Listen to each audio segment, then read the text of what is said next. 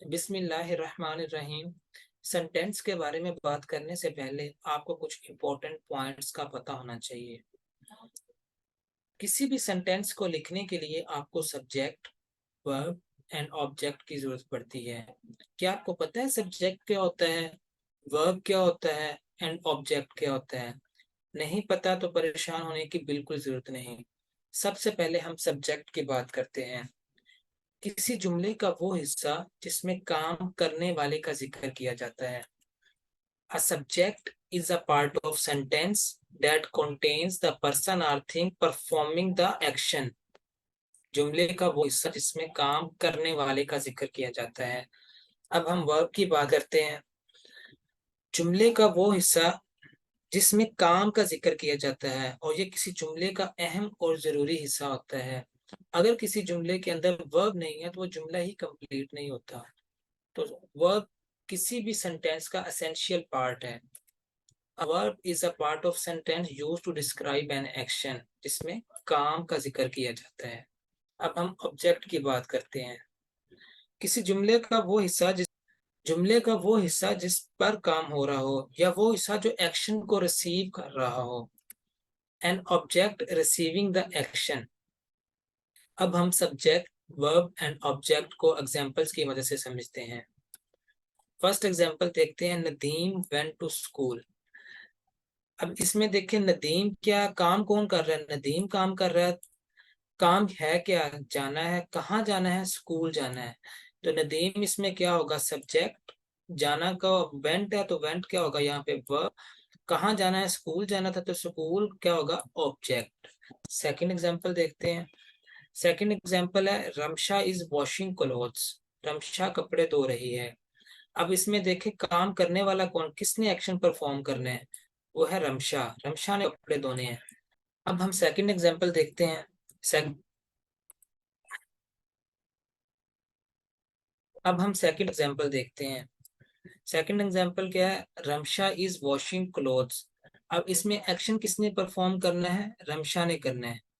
काम क्या है? धोना, कपड़ों को धोना। तो वॉशिंग क्या होगा यहाँ पे? वर्ब होगा। काम है क्या? कपड़े, कपड़ों को धोना। तो क्लोथ्स क्या होंगे? ऑब्जेक्ट। ये एक्शन को रिसीव कर रहे हैं तो इसमें रमशा क्या होगी? सब्जेक्ट। वॉशिंग क्या होगा? वर्ब। और क्लोज से क्या होंगे? ऑब्जेक्ट। और इसके यहाँ पे ये हेल्पिंग वर्ब है, इसकी हम बाद में बात करेंगे। अब हम सेंटेंस के बारे में बात करते हैं। किसी भी सेंटेंस के लिए दो चीजों का होना बहुत जरूरी है। First, complete sense.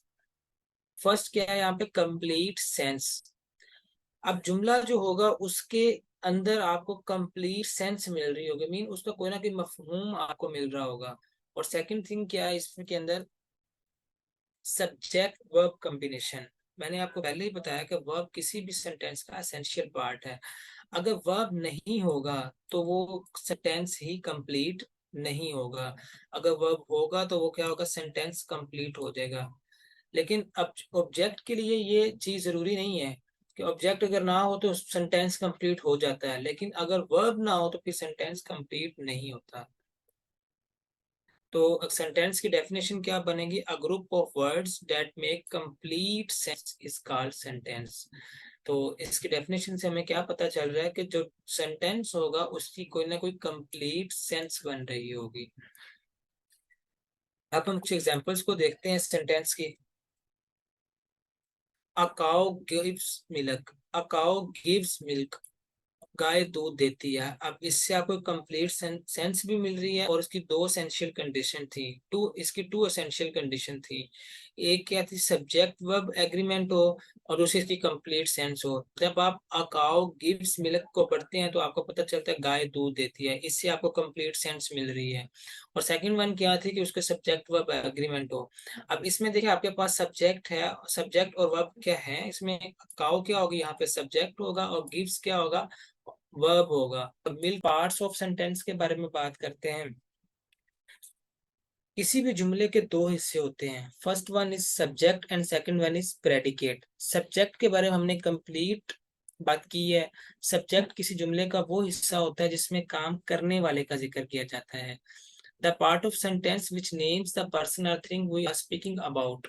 यह जुमले का वो हिस्सा जिसमें शख्स या चीज के बारे में बताया जाए। तो कोई भी आप डेफिनेशन कर सकते हैं, इससे फर्क नहीं पड़ता। अब सेकंड वन क्या था, predicate, the part of sentence which tells something about the subject is called predicate. या आप इसे सिंपल वर्ड के अंदर अगर आप इसको समझना चाहते हैं, तो क्या होगा, सब्जेक्ट तो किसी भी सेंटेंस के अंदर होगा और उसका जो रिमेनिंग पार्ट होगा वो आपके पास क्या होगा, प्रेडिकेट। उसके अंदर क्या आता है, वर्ब भी आ जाता है और ऑब्जेक्ट भी आ जाता है। एग्जाम्पल्स की बात करते हैं। अब एग्जाम्पल से हम सब्जेक्ट एंड प्रेडिकेट को सेपरेट करते हैं। नासर इज वॉशिंग हिज हैंड। अब इसके अंदर सब्जेक्ट क्या है, नासर, इज वॉशिंग हिज हैंड्स क्या है यहाँ पे, प्रेडिकेट। तो सब्जेक्ट के अंदर नासर आ जाएगा और जो उसका रिमेनिंग पार्ट होगा वो सारे का सारा किस में चला जाएगा, प्रेडिकेट के अंदर। And second one example is क्या है आपके पास, हॉर्स रन्स फास्ट। हॉर्स का यहाँ पे सब्जेक्ट और रन्स फास्ट, उसका रिमेनिंग पार्ट क्या है, रन्स फास्ट, वो किस में आ जाएगा, प्रेडिकेट के अंदर। Thanks for watching this video. ऐसी ही अच्छी और इन्फॉर्मेटिव वीडियोस देखने के लिए लिंगोफ्यून के चैनल को लाइक करें, सब्सक्राइब करें एंड शेयर करें।